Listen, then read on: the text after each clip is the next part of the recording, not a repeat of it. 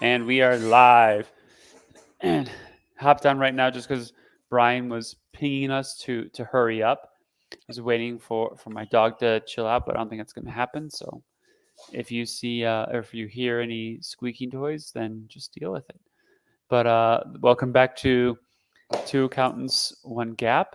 I'm Andrew, along with our host, and I would say the person taking over as the primary role here, Bacon Memes. So I will let Bacon introduce what we're going to talk about, and we'll go from there. Yes. So I misspoke earlier, saying that this was going to be joint venture accounting, but still not off the table yet. Didn't Go ahead. misspeak. I just hadn't done fully my homework yet, and so I'm just kind of doing my.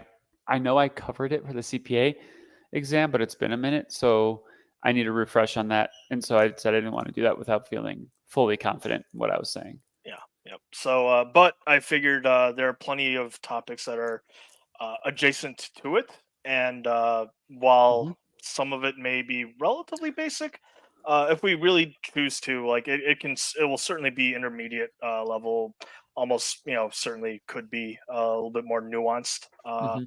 And yeah. So that would be Goodwill, bargain purchase transactions, Yeah, things that I'd like to think that we're more familiar with, and I think I'll ask some like layup questions and some different perspective questions.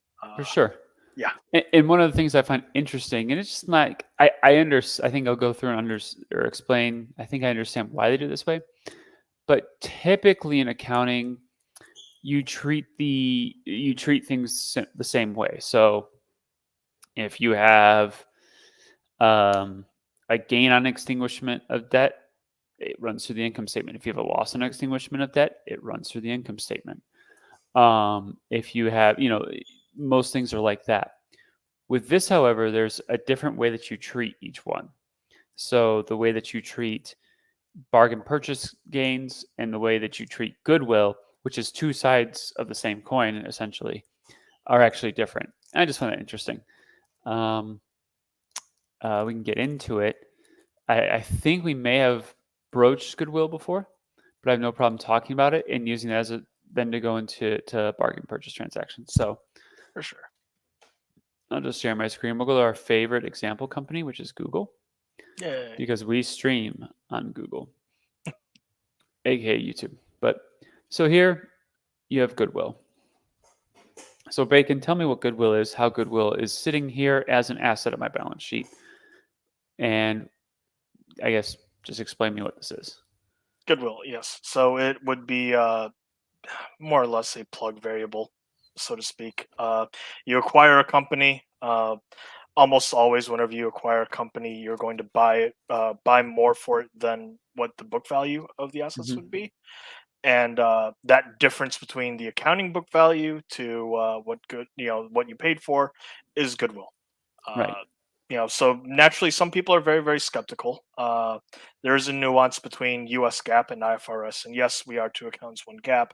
But yeah, I recognize, we have a diverse audience set. IFRS, they you for both accounting systems, you can impair goodwill when appropriate. Whereas the difference between the two would be IFRS, you amortize goodwill. At least when I had my German professor, he Mm-hmm. mentioned that under the German IFRS, or that system. Whereas for US GAAP, though, you generally would not amortize goodwill, at least at time of recording, unless FASB changes something sometime in the future. And I don't really foresee that happening. Mm-hmm. But yeah. If goodwill gets impaired, then something bad happened along the way, and it'll hit your income statement for when that impairment happens. It's an Yeah. expense, not pretty, but at least in theory, not cash So expense. something you might not know, and I wouldn't expect you to know this. Have you ever talked to your professor about how goodwill is treated in the tax um, system for the U.S.? No, actually, no. That one did not get brought up at all. So I actually prefer how the U.S. treats it for tax purposes versus how you do it on a book value situation. So we'll back up to just explaining, I guess, because you said what goodwill is, but I think we'll just like kind of flesh out a little bit so that for the non-accountants in the room or the people who may not have the just as good a grasp as you do, because you said the amount that you paid over book value. So explain what book value is, and then how what you paid over for it, and how that plug comes into play. Okay. All right. So we'll use really crude numbers here Mm-hmm. for oversimplicity. Suppose you pay. I own a company. And the company's got, like, I don't know, a factory and land that's worth Mm-hmm. $10 million. You paid me, I don't know, 20 million. But the dollar amount that I attached to the factory and land would probably be the book value sense. Uh, but if I purchased that thing like decades ago, that book value would Mm-hmm. almost certainly not be the same if it was decades ago. Right. If we're talking, like, up to now, like, just imagine, like, what the real estate value of things, or the old book value of things, would have been for decades Right. ago to now. So, there, Goodwill, maybe it's a little too conservative, some might say, or a little too unfair. But yeah, like, if on my books it was listed as 10 million, you paid 20, so there's that $10 million difference. That $10 million would be parked as Goodwill, oversimplified, of course. Right. No, Grossly that's oversimplified. perfect. Yeah. So essentially, yeah, you have your assets at the company minus liabilities equals more or less. I mean, Yeah. the total equity that they have there. So like when I'm buying a company, if I'm going out and buying Bacon Memes LLC, and Bacon Memes LLC is worth $10 million, if you took the property it owns, the intangibles it owns, all these different things, and then and that's the value of the assets. I can't in accounting say, well, I'm going to buy it for 15 million because I'm looking at the cash flow for the next 5 years. There's no such, like, accounting's. We're not forward thinking in accounting. Okay, we look backwards. It's very much how accounting works, and so it's going to say, okay, I see that you paid 15 million. There's 10 million in assets. You paid 5 million in goodwill. Boom. Now, the way that it's treated for most companies, Google, Amazon, all these guys, it's going to sit on their books here and just hang out. If you notice, for Google, they had a small write down. They had 29.198 billion here December 31st, 2023, and it went down to 29.183 billion. So they wrote off 15 million of goodwill somewhere. So I think you said this, but basically Goodwill just sits there. It doesn't depreciate or amortize on your balance sheet unless you do the impairment test and you come back and say it's impaired. So basically, usually the way Goodwill works is you say, well, I'm buying Bacon Memes LLC based off of the projected cash flows.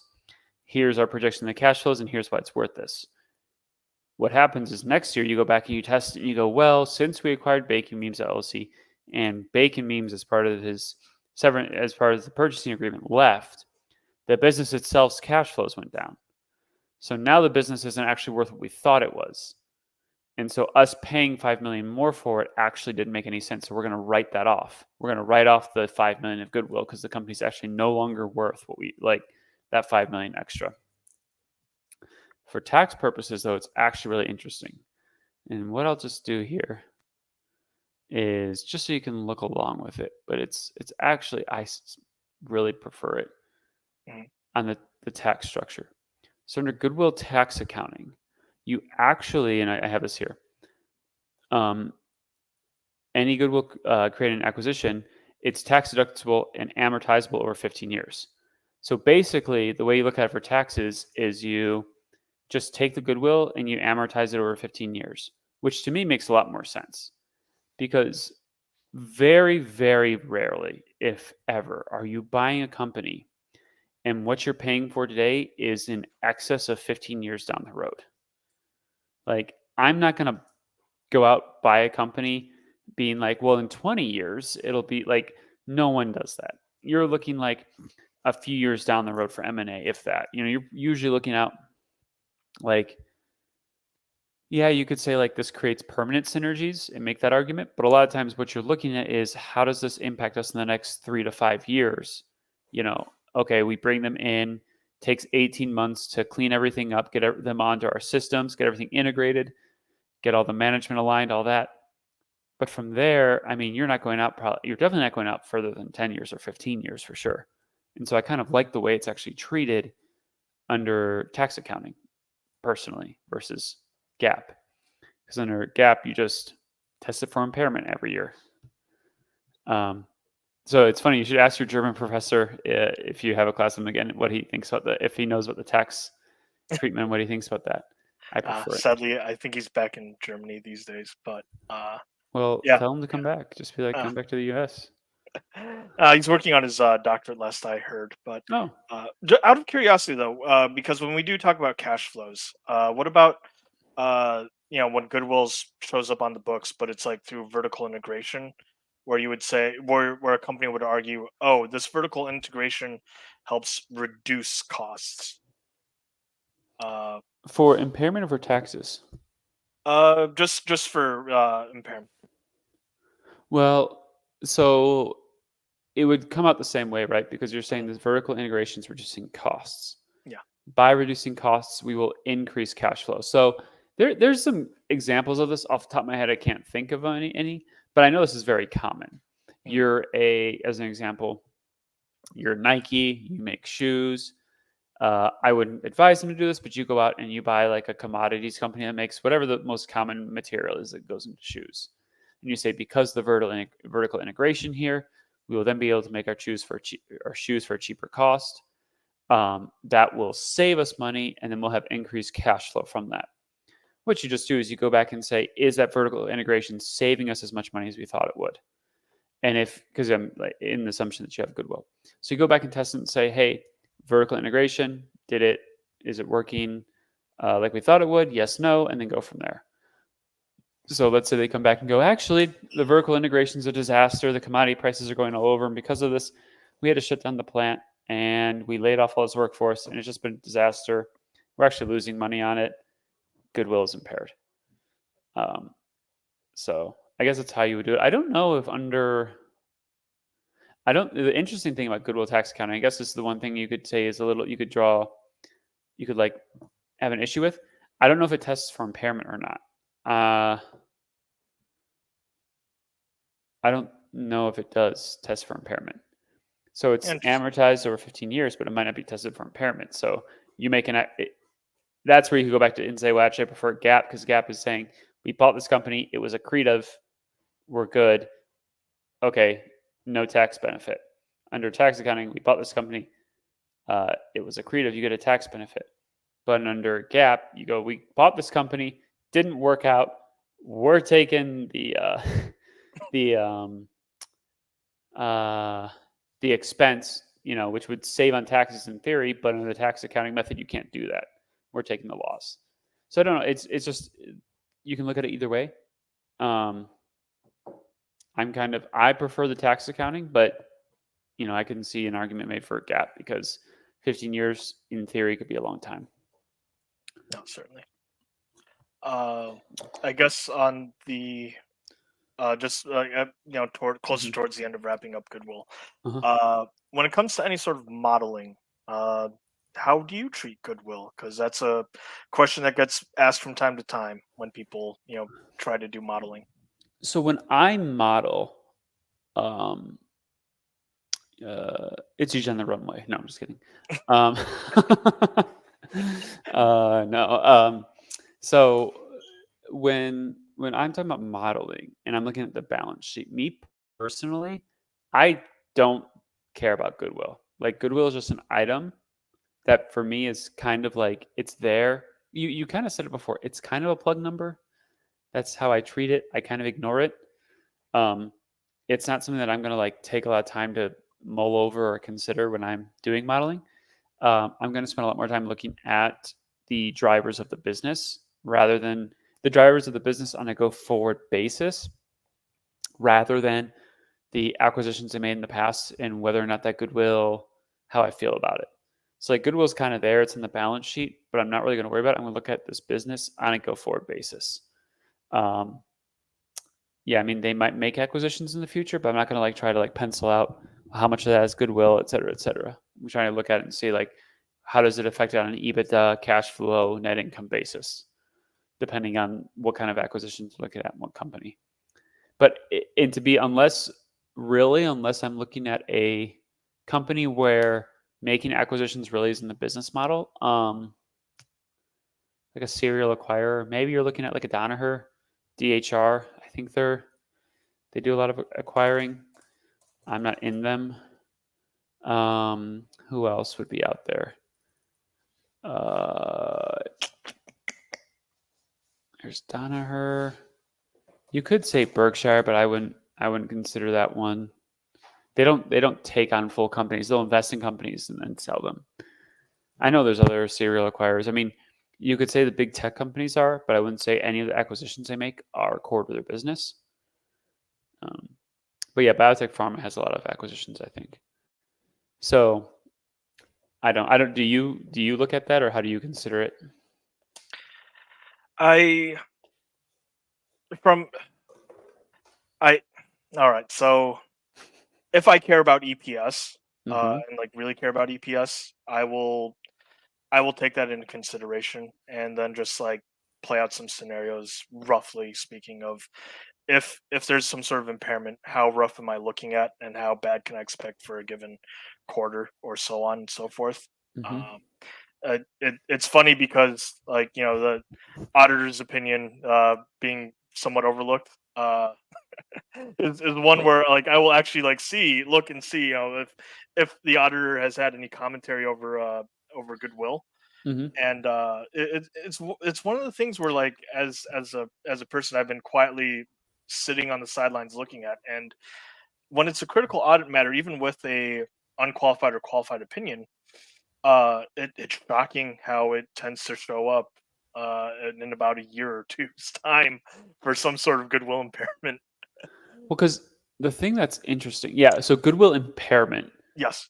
yes, that is interesting to know when you're looking for blind spots because, um, like a company I just looked at, just did a write up on, but if you go to the capital mindset community, but one of the things is they acquired a company. The company that had acquired this company before had all these plans and synergies and stuff. And if you looked at the timeline, they never could get it done. But they uh, only like 3 months before selling this company for 70 million, they said that it was worth 390 million. So you're like, well, should some goodwill maybe have been impaired? Oh no, because they got that at a bargain purchase. They didn't need to impair anything. Yeah. But which is we'll transition to our second. Hmm. But I agree. They're kind of saying because one of the things about goodwill impairment is testing. Well, we still think this asset's good on a cash flow basis. The testing of goodwill impairment and saying whether or not goodwill hasn't been impaired is a lot more important than trying to model out like the goodwill of the company. Yes. Because if goodwill is being impaired, it means that something's deteriorating. And depending on how material the acquisitions are to your company, that could mean a lot or it could mean nothing. Yes. Yeah. And that I think. that I think is what I love is when an asset, or Mhm, what's an accounting light on as an asset, can turn into, crudely speaking, not in the accounting sense, a liability or an expense. And it to me though, like it's also like the fundamental part, because if people only care about cash flow, I, I think accountants can harumph and rightfully make an mhm, argument against it. But fundamentally, if like you said, if goodwill gets impaired, something has deteriorated. But more so, if it's the same management team that made that previous acquisition, then maybe a person who's as a possible investor should raise an eyebrow or two at their ability to identify companies and make decision with money. uh, yes. but to counter myself though, at the time of recording, a company like what was it, Salesforce, uh, Mhm, they apparently, according to the market, they've done a series of great acquisitions, but then their most recent one maybe wasn't as good, or one of their bigger named ones recently not viewed as favorably. mhm. So I mean, maybe there's a recency bias that sometimes may be a little unfair. So no right answers for me. Just things where I'd Right. point out what are fundamental, It's but like things to also consider. yeah, different perspectives on Right. what we're looking at. But yeah, go ahead. Um, no. I think I think the goodwill impairment is a very important thing to look at. If it's a company where goodwill and the acquisitions that they're making are very material to their business. An example here: am I ever going to give half a crap about Google's goodwill? Goodwill's, yeah, No. Their core assets: YouTube, Google Search, and GCP. Uh, well, Google's the core business. GCP is a business they developed internally. YouTube they acquired back in 2006. Maybe there's some goodwill in here, but you're going to see YouTube's deterioration much quicker up in the. Well, there's also DoubleClick was a big acquisition for them way back when, which people don't know about, but that was a massive acquisition for them back in the day. Um, but the point is, you're going to see the deterioration on those because they've gone so well, and the actual core business deteriorating rather than the goodwill was impaired. Like if you're getting down to like the goodwill being impaired, unless it's a new acquisition, I wouldn't really worry about it. yeah, definitely. So the nature of the business as well as the size and scale of the goodwill relative to other asset and liability line items certainly Oh, matters. by the way, sad side note. I we so we sorry we're taking my dog's right here. We took her. We got her washed this weekend, Yes. and then we were near where because this is a dog that we're friends with the old owner.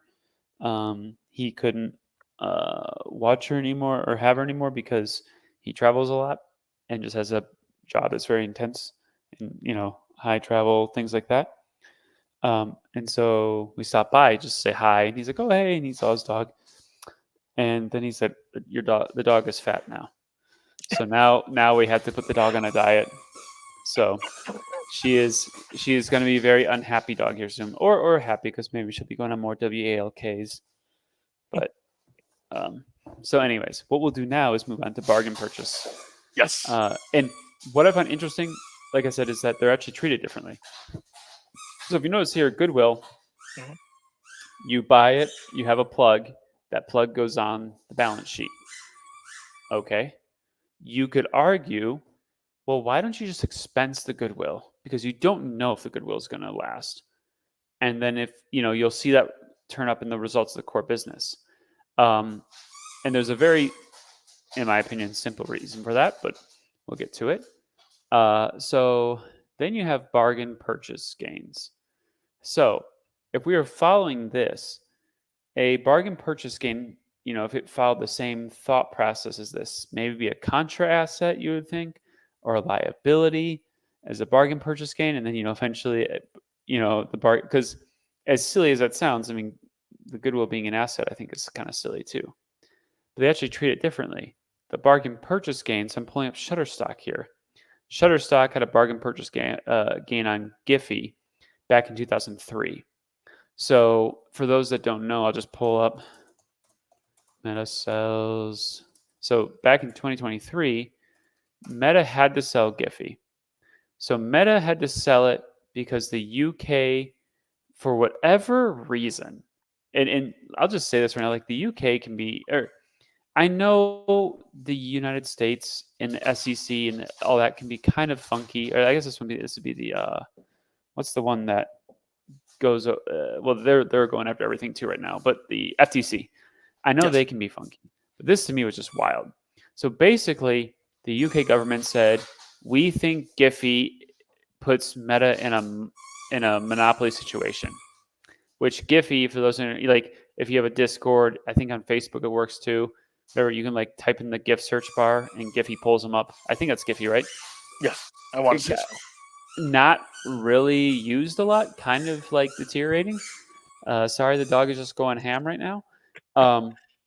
But Tilly, Tilly, Tilly, Tilly. But so basically, they said you have to sell this, and to Meta, they were like, "This is such an immaterial asset. We're just going to dump it." And so they did it at a $53 million loss. They sold it to Shutterstock. So how does Shutterstock report this? So if you go to, and I don't know why they only put it at 41 million as a bargain purchase game. Maybe there's some backstory to that, or maybe this is, I don't know how they. So Shutterstock, the way that you actually do a bargain purchase gain is it runs through the income statement. So you don't put on the balance sheet like you do with Goodwill. Instead, what you do is you say, we bought this company for less than the assets that it has. So we're going to put this as a gain, almost like a gain on disposal of an asset on our income statement. Now, initially, this seems very weird. Why would you have buying something more expensive on your balance sheet as an asset, but buying something at cheaper than the assets as a gain on the income statement? Do you have any guesses as to why that might be? Uh, my my knee jerk suspicion is maybe there's some sort of tax treatment with net income. Yeah. So my simple thought was, if you allow people to just like expense really bad acquisitions in like the first year, then basically what people can do is just go out and acquire shit to to drive down taxes.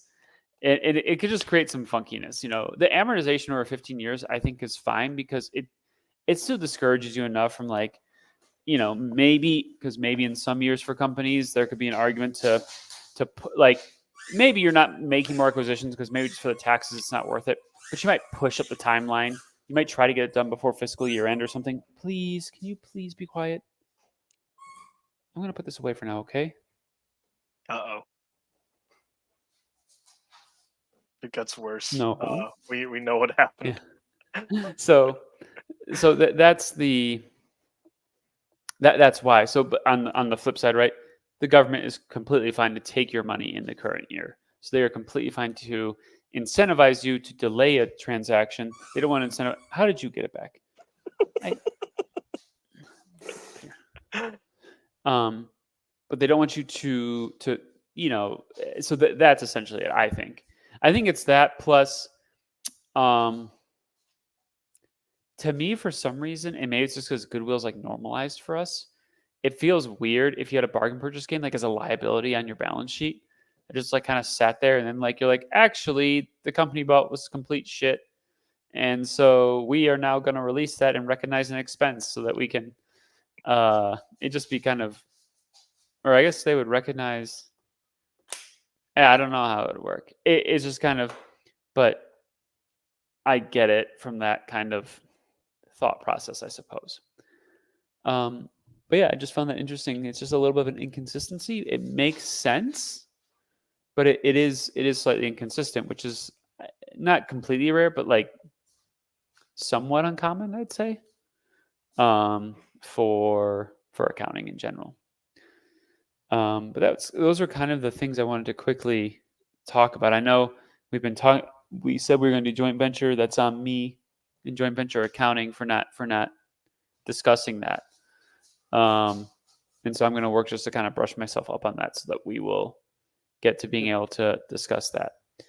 But I did have a very important question for you. Uh-oh. I'm put on the spot. Yes, you are. Live chat. If I succeed, this is a momentous. Oh, it's not it's an investing question, not an accounting question. Oh, even worse. So, I have been looking at WTI futures.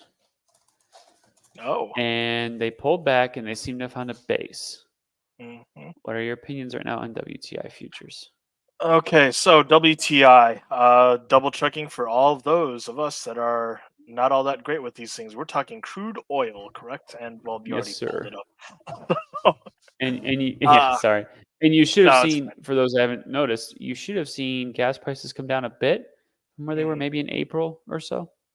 Yes. So usually the price of gas will track after crude oil.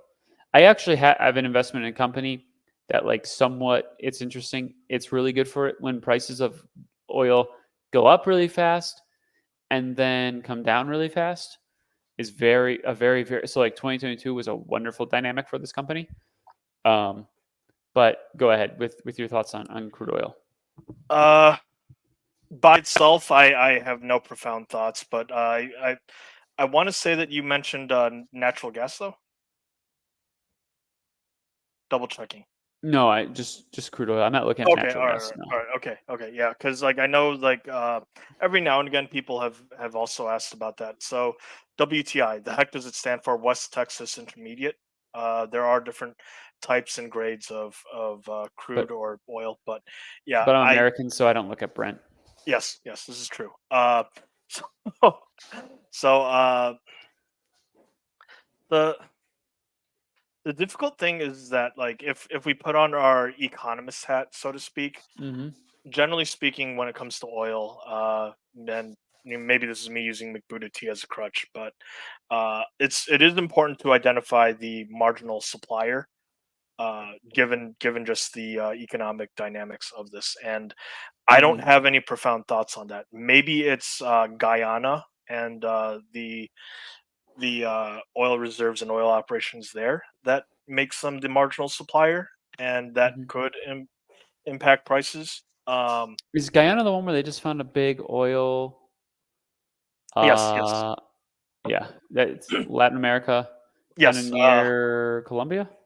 around that area, Venezuela. Yeah, Venezuela is the one that's like saber rattled a little bit over that one, but Yeah, so I'm just it's pulling it up here. yeah. If we were to be geopolitical ish, we would be like, should be okay. Okay. It's an interesting part of the world, Hmm. where but anyways, so if that is the natural or the marginal supplier, then maybe it may be worth looking into the cost side of those operations to Hmm. see what a rough break even point would be, and then how that plays with the overall oil market.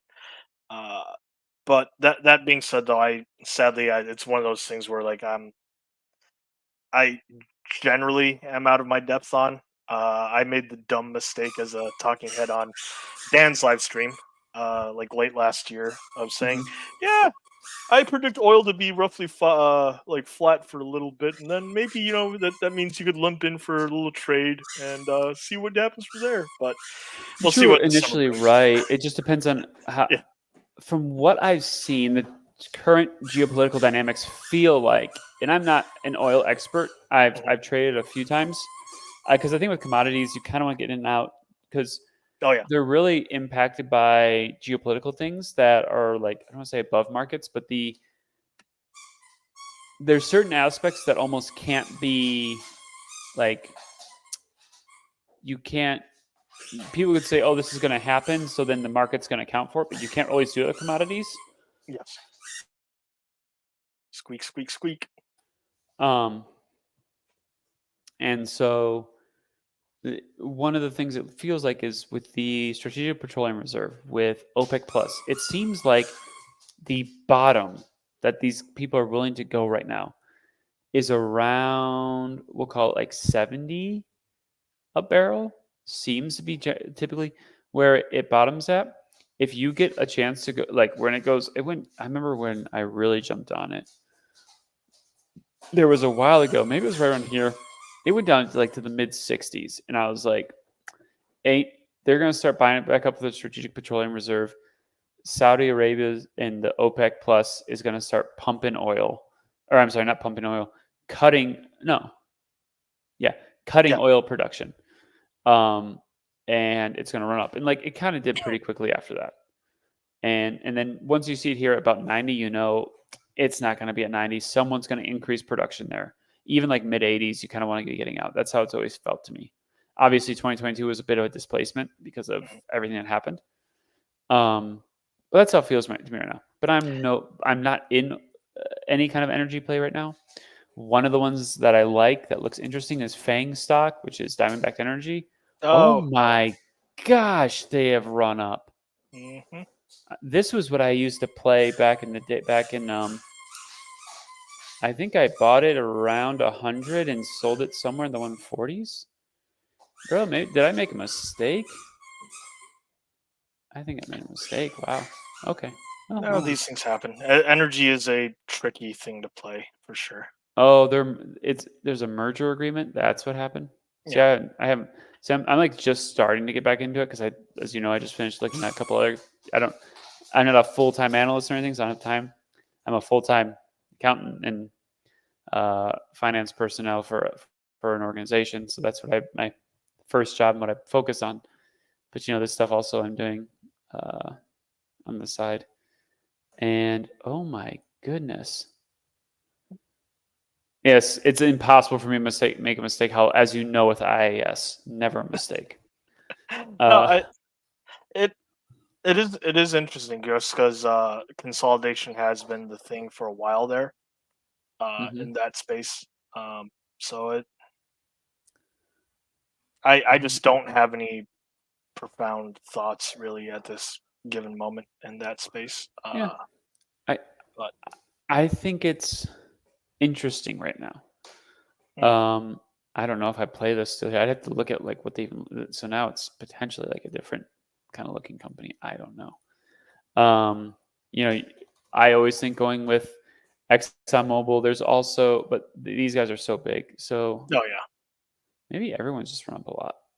Uh, was it? Um, Were they the ones that had exposure to Guyana and everything? Or was that Chevron? I want to say they got at least a foot in the pie there, or foot in the pie, foot in the door there. But oh See, shoot, I've was there was also an acquisition or like that was announced between one of the big boys. well, didn't Exxon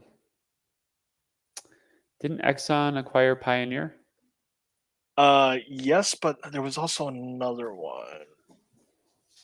You know what's Uh, impressive to me, by the way? Everyone dogs on oil companies. And yeah, oh my gosh, what a generational buy right here was. It wasn't, well, maybe it looks more impressive than it was. Not 200% plus dividends. Because Exxon, I don't know. Oh, do we want to get into this real quick? Exxon was the company that decided during COVID to not cut their dividend, if I remember correctly. And that was scary to people. People were like, oh my gosh, these guys are taking debt on to continue their dividend. And Exxon was like, no, dividendors, we got you. And so they were just shooting out their dividend. So you've had since COVID, a 225% return plus a three. And I mean, I don't know how much the dividend yield was throughout it, but 3 point something. I mean, think of the yield on cost you'd have if you were to just put your whole portfolio into Exxon at the bottom here. So yeah, like, let's just do a little math. So yeah. I think around that time frame and then we also can didn't probably end unless there's some WTI other actually topics you want to talk about, but I'm go negative? Because I think it did somewhere around there. negative. Yeah, Yeah. yeah. So Because that that was a spicy headline. let's just say 35 because you didn't ticket you didn't bond ticket exactly. Hmm. So what we'll do is 112.75 times point 0.3 or I'm sorry 0.0337, which represents a dividend yield. So 3.79. So you would add over a 10% yield on cost at this moment. That's pretty crazy. So like, Oh yeah. you know, that's how you get actual like high yield dividends. Not calling out any specific communities. Um, you have to buy a stock that appreciated well, that grew its cash flow, that's committed to giving back dividends, and then you have an amazing yield on cost. You don't buy some shit yield max product that says it'll give you 70% a year. That's just idiotic. You will underperform whatever stock you're tracking. Anyways, not that that matters. Um, so yeah, I love so that's I kind of love it. I love the details though, right around there though, because a 10% yield on cost, and around that time frame, like I could have sworn we're talking negative WTI Yes. prices, which Well, unfathomable at the time, like leading up to it. so one of the things that Fabio and I talk about, I know you've heard us talk about this. It's crazy. It's crazy. And like at that time, I was so busy at my job, I actually wasn't like paying really close attention to this. Um, yeah, and uh, but people take things and they just they take the current they take what's happening today and they extrapolate that out into the future. So why? I mean, Kathy Wood said that like oil will never get back. And like apparently a lot of people in the market kind of believe that because they were selling these things off. And it's like, oh yeah, the biggest oil producer in the world is going to die. I mean, that's insane. And so basically what they were doing was they're saying oil will never recover. We'll have negative oil forever. And I'm just like, really? You're going to have negative oil forever? Are you nuts? Um, uh, I bought some different companies at this time. Companies I really fumbled the bag on. They're not going to talk about. Like this company that I made a 200% return on that I sold because I was like, yay me. I don't. Oh, it's because of the stock split. It's being funky. Oh, yeah. Good old Nvidia. Yeah, but that one. But yeah, so we're not going to talk about that though. Sometimes your biggest losers are your winners. But also, like, I wasn't doing this for the AI play or anything. But that's all I have. I don't know if you wanted to talk about anything else, dude. Yes. Okay. So let's like think about things that have happened, and there's gonna be things in the rearview mirror that were super obvious. Probably one of them is gonna be around something around AI, one way or another. Although I think it's a little more. I think that one's a little more nuanced because with AI, the difference is I think there's a lot of uncertainty around it right now. Andrew's still short in video. I am not. Thanks, Tex. But you had 2020, which was everyone's going to stay inside forever. Oh yeah. Tech will reign supreme. Anything that's like physical, tangible goods is gone. So we saw like Zoom. Like look at this chart now. Zoom. It's interesting. This is actually a dynamic we could talk about real briefly, but I actually think COVID was a net negative for a company like Zoom. I'm trying to think of other companies that were like them. They're the biggest one. Peloton, yes and no. Oh. I think Peloton potentially. I think they had problems anyways. But yeah, definitely they could be one too. But what happens is usually with a tech company, you want to see like a pattern of solid growth, or in any company really, with a lot of reinvestment runway. So how tech companies or companies work, right? You have these cash flows, and then you invest them into your business where you currently have a moat or you have a differentiation. And because of that, you have this strong, steady growth. And that allows you to just kind of continue to grow your core business, have ancillary products, reinvest into those. And by the time other market participants catch up, you're already so far ahead because you've done all this additional R&D. It's almost not worth it for Microsoft and Amazon, whatever, to get in. The problem is that doesn't work if your revenue goes up like 200, 300% year over year. Let me see how much it went up. I don't even know. So yeah, so you went from 622 million to 2.6 billion in revenue in 1 year. You more than 4x'd your revenue. I'm sure net income was just insane too. And so what happens is then Microsoft comes in and goes, hold up, wait a minute. We want part of this. Look at this.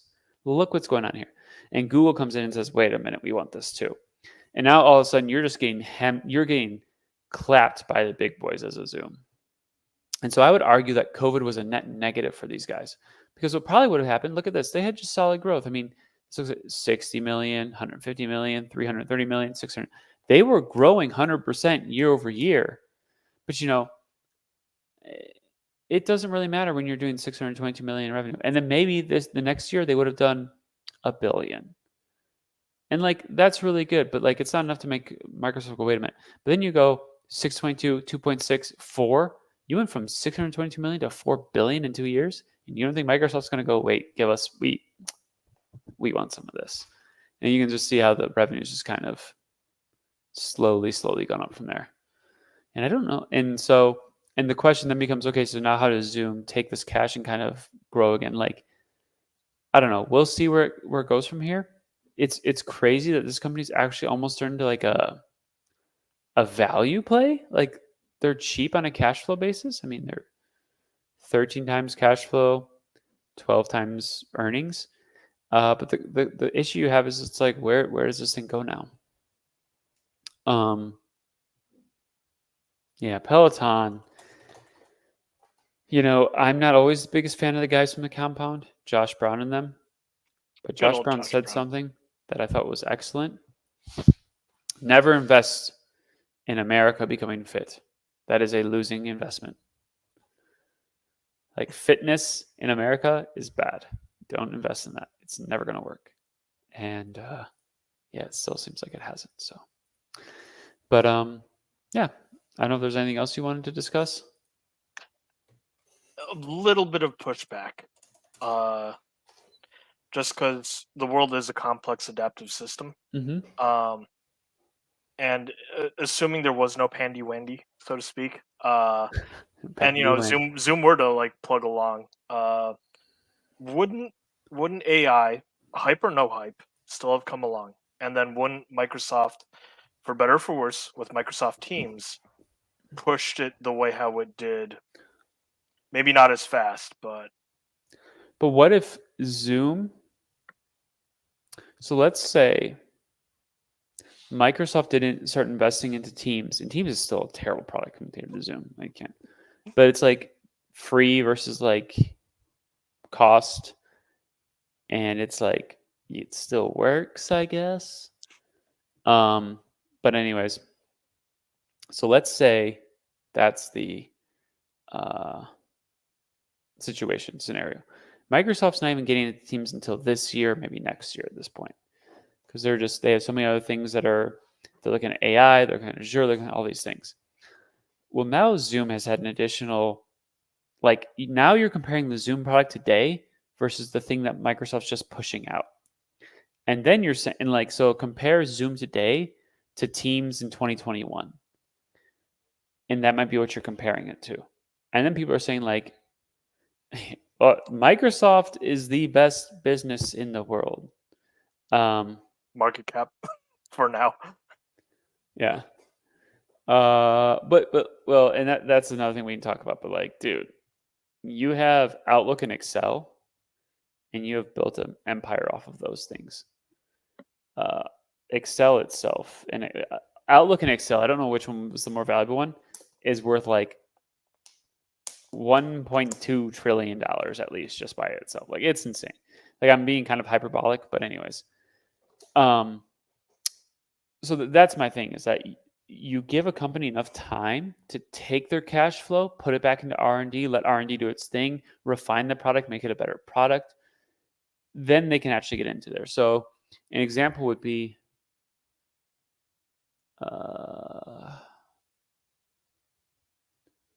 why hasn't Microsoft broken into Jira in that aspect, which is Atlassian's marketplace? And maybe they have. Maybe I just don't know.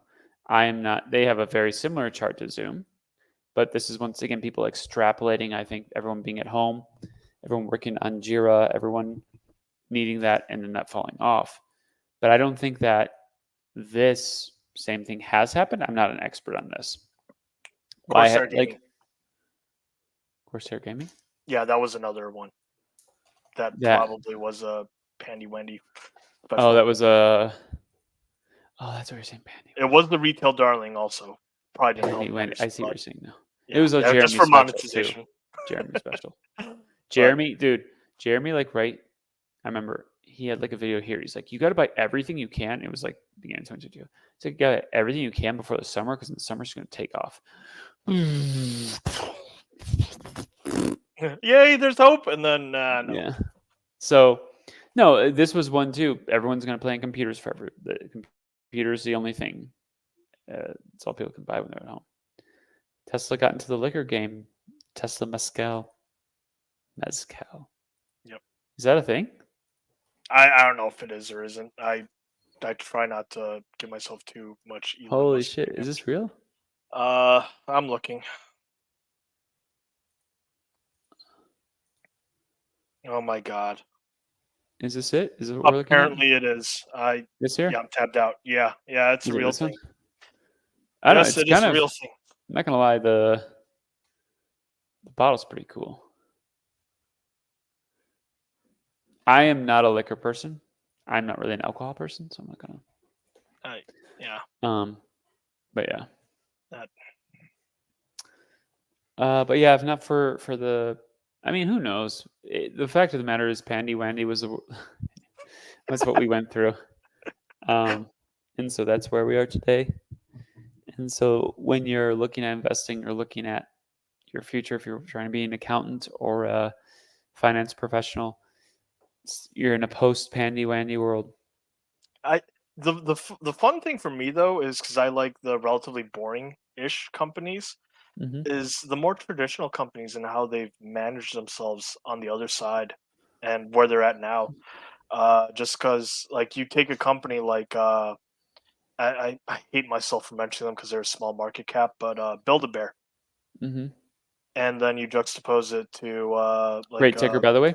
yes, yeah, chuckle, BBW. chuckle, yes. Uh, Full and fair disclosure, I'm allocated, but it's a pathetic Ooh, allocation. Uh, I am not. But what happened? no, like zoom out even more to like a 5 year. Oh, Yeah, it's funny because these guys, rightfully so, got crushed in the pandy. But what happened here? They like people thought there's value, and they're like, actually, no, we don't think there is. it They didn't, could they were have been getting some. crushed before that. They were like having getting Oh yeah, crushed going into yeah, it. yeah, they definitely were. I think it might have also been sentiment around malls, rightly and wrongly in some cases. Uh, but Uh, yeah, like you look at them though. If we were to glance at their financial position, they're at the point where like they've accepted terms of like, yeah, we can do some small projects, small growth, like really small. But we're buying back. And then, not to necessarily poop on some people that view this way, but and an entirely different industry, but uh, Carnival Cruise Lines. There we go. what about it? Yeah, like just they probably also have had an unfavorable time of things around, like in the middle of that rough moment, So I and don't. how they get Well, through. at the very beginning, they did. Yeah. I don't know what happened afterwards because like they got shut down, and with how levered that industry is, they had to take on more leverage, and it was kind of like, whoa. I actually traded them back like right at the beginning of COVID. I want to say, or like right at the beginning. When was it? Because like the funny thing is, as a long-term investment, they have not done well. So I No, bought them. Just trying to go out. they So 5 year diluted at term. least once, maybe twice in the middle, so that definitely didn't help the share price. I just know I can go back and look at my trades, but somewhere around here I bought them and just kind of sold them here quickly. I was like, oh, this looks overplayed. Oh, cool. It is now. This company looks like shit. And at that time, the top, I could have bought it here, sold it here. I don't remember exactly. Yeah. I was like, this is structurally kind of effed. Um, Not like I think they're going to die or anything, but they're in a rough position. Yeah. Uh, on a going forward from here, I don't know. They might actually be an all right investment. A lot remains to be seen uh, with what's going on with the consumer and everything. I don't really know. Yeah. Um, Yeah. This also this tiny silly company that could go awful. So I oh, don't this one. know. Yeah, this one. I mean, like the best you could really say about it is, uh, I would rather have this balance sheet than Carnival's. Um, but that's about it. Well, Carnival. Yeah, I mean it's such a different situation. I don't Yeah, think Carnival's yeah. Carnival And bigger numbers though, obviously, for sure. bigger numbers and very different situation. Yeah. So, Yep. because like I mean, it's hard to even compare them for me. Yeah. Like Carnival looks like revenues are growing. Um, Wait. Oh, I thought I was looking at revenue. I was like, what No, the no, hell? no, no. I'm Like what? You're talking. They're look at this. So basically, they got levered here, and now they're coming out of being levered, and actually their revenues above here. Obviously, if inflation adjusted, maybe not, definitely not. But I would project that to continue to rise, and so. Man, they got a whole dollar of other revenue back in 2018. You go other revenues. Hell yeah. Yeah, winner. There you go. But no, I don't know. For me, Carnival, it's like a too hard to figure out what's going to happen from here. And for me, I'd rather just watch and see what happens. And I think that's my only issue with it. Because the other big publicly traded ones are what, Norwegian and Royal, and I think Viking yeah. is, and like I said, I don't like I heard a pitch from it. I think it's on the Capital Mindset. I think it's public. It's not. And It's I not. thought it was There's a really solid pitch. Nothing wrong with it. Just for me, I think there's a lot of like things I personally with the company don't understand, and I don't have enough time to look in depth into every single pitch I hear. And I really was more interested in what I was currently working on at the time, and so that's what I did. But most people here are from the CM Discord or the CM community, and so you'll know what we're talking about. Yeah, I agree. I think it's a good pitch just right now, not for me. It doesn't mean in the future it couldn't be for me, and it's a good thing. I like to get those pitches to have them on my radar, and I may start to hear things. It's nice to have. Yeah, I do think that the depreciation expense is very real, and if they're competent operators, cash flow that has to impact cash flows. Um, so it is what it is. Huh. These guys seem relatively unlevered, but they're really small. Yeah. Yeah, too hard pile. Yeah, because these guys that like the other competitors to Carnival have already had stock prices Because reflect. I'll just say there's going to be whatever's in your portfolio right now. There's going to be a million stocks you're going to outperform, like your individual picks. But you can't go and investigate every single company, have complete confidence around it, and go from there. So, at the end of the day, you hear a pitch, you go, "That's interesting," but for right now, it's too hard for me. I'd rather look at this. Doesn't mean that No, I have heard just some straight up awful pitches, too. There are sometimes it's but Hey, good old JP, the true accountant, unlike me. is he an accountant? Where at? I forgot where. But yeah, he's one of the older people that have long followed Fabio. Oh, okay. Yep. Awesome. Yep. Did we want to fuel the algo gods? Yeah, let's do it. So obviously, fundamentally, the company looks really good because this fundamental thing came out here. This no way could this be you completely bombed the live stream. You need exit liquidity on your 120 million options play, and so you need to do whatever you can to pump this up. No way it's that. This looks very fundamentally solid. I really like how you see here it says a P down arrow. That means your puts are going down, bitch. And so so the stock's going up. So if you analyze it that way, then GameStop's going to the moon. And so you should put all of your money into GME. That's what you should do. Yeah, do you have any thoughts? It's a shame just because if you actually looked at his older YouTube library, it seemed like he actually was relatively thought Yeah. from a retail or an individual investor's side of things. It seemed like he was thoughtful and could actually articulate some of his thoughts and what he considered from selection perspective to portfolio management. But yeah, it's devolved into this. and Yeah. I'm not saying he was a hero of mine. It's just it was Well, at least before I could respect a little bit of that, and here we are. I like a good meme. I like a good meme, but the dude has 30 million sitting in cash in his account. I yeah, I doubt I'll noticed. ever have that. I Maybe I noticed. will if Yeah. I.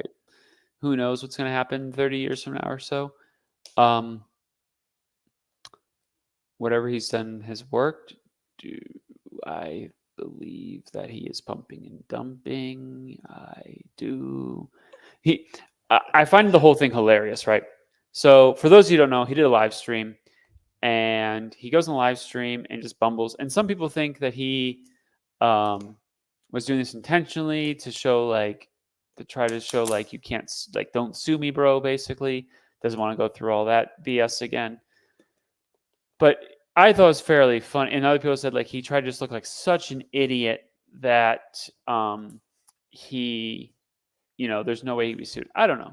All I think that's funny is he goes on there and he's like, here's the thing. I'm really about the long term uh, investment thesis here.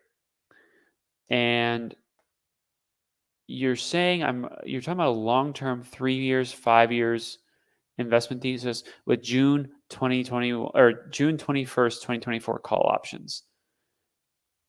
I'm sorry, like really? Doesn't add up. Yeah. I That's like I being do. like you're talking to a girl and you're like, "Oh yeah, no, I'm really serious about you." And then you're like setting up a date with another girl next week. Like, "Yeah, you're super super serious, I see." But like I don't know. What were you going to say? I at the risk of like embracing an echo chamber, I agree with Howell and Dex.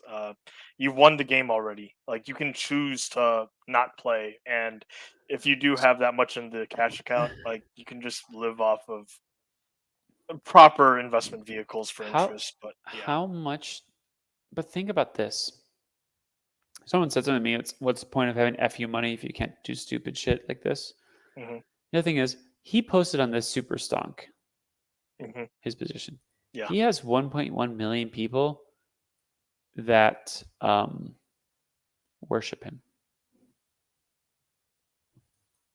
So, like, how can that not go to your head, I guess? Maybe a little bit. And, like, just have you be like, dude, like, you're sitting here looking at this, and he might have just sat there and said, dude, I can totally. Like, everyone was wondering where he got the money from. And I'm sitting here like, does no one else think he made a shit ton of money in the last run up? Like, because he yeah. started Oh yeah, yeah. doing There's plenty of if yeah. if he bought calls and all that stuff before this, you don't think that he bought calls and all that before this? hmm I mean, even if you go from here, like where it was sitting, to right here, talking about 77%, he just had to have some call options, dump some here, dump on the way down here. Yeah, Yeah. people think he never sold are idiots. That's mostly super stonk like Cope, but I mean, yeah. And the thesis of like they have a bag of cash, they'll invest in something else is a pretty terrible investment thesis when when they currently are burning money and have a track record of making an NFT marketplace that went belly up very quickly. Um, and so you're basically paying someone else to invest your money, and at that point, just put in the S&P 500. So like that whole investment thesis to me seems silly. But Great roller coaster ride. dude, awesome roller coaster ride. What are you talking about? It It's not for me. I don't look at it that often, but Yeah. man, it's kind of funny going on to these things and like even there. Oh, hold on, let me find my favorite. I'll share this and then maybe this will be the last thing. I don't know if I shared my audio, but let me find this first. Oh, I am actually going to squeeze two more things out of you Okay, go for it. on this live stream. Oh no, go ahead, go ahead, go ahead. You had a point though. Let me find. While you're Is, looking, go ahead. dear viewer, please consider liking, commenting, subscribing, and sharing this channel with all your loved ones that may be interested. You're so much better at that than I am. Oh, being a salesperson. Someone told me that Fabio and I we never push like capital mindset Yeah, or like tell people what they get. And he's like, dude, here, let me just stop this and reshare it real quick.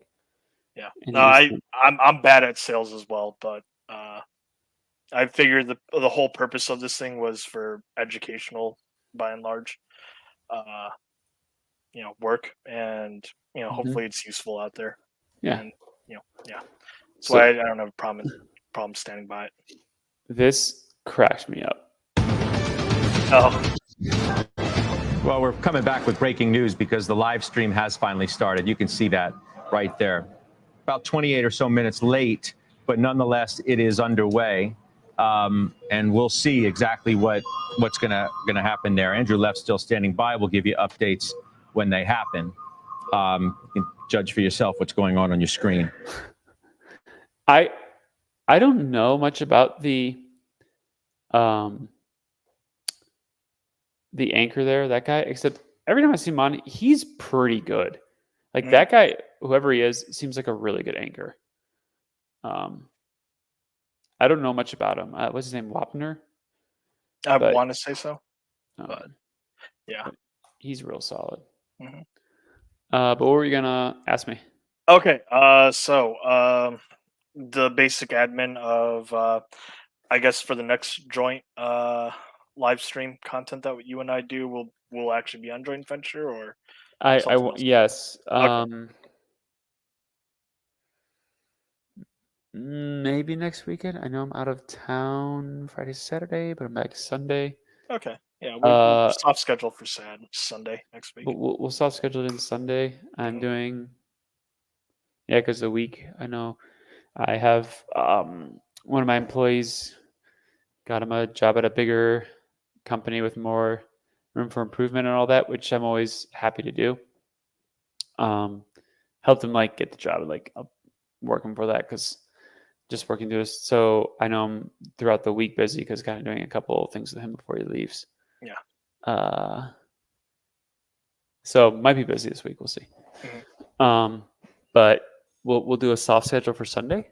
Okay, sounds great. And I got one last thing. Mm-hmm. We recently crossed the 100 subscriber arbitrary number thingy thing. Andrew, do you have any words of celebration or thanks for our viewing public? We gave you Foo Hat. You don't need anything from me. Oh, come on. That is No, thanks y'all. Thank you everyone for putting your faith in listening to me ramble along with Bacon, or listen to Bacon ramble with or without me for hours. We'll have to find something special to do at 1,000 subs. No, but 500 is another arbitrary number. Yeah. Okay. Fair enough. 1,000 will do a special stream. I'm not going to do something like what they did on Super Stonk. I'm not doing something special like that, though. All right. I don't know if you know what happened to the special person on Super Stonk. I'm not familiar. Someone said if GME went above $50, he'd shove a banana up his rectum. Oh, jeez. And he indeed did that. Potentially, maybe that particular individual enjoyed it, so maybe it doesn't matter. But yeah, someone was like, "Yeah, here's and he like shared a picture. I'm like, I am not looking at this. No, we're not. No. Lines are drawn. Lines will not be crossed. I mean, it's a cult. It's weird. Yeah. Anyways, with that being said, thank you all for coming and joining us. We'll see you later. Subscribe, like, bell, whatever. Hit it. Yeah. We'll see you guys next week.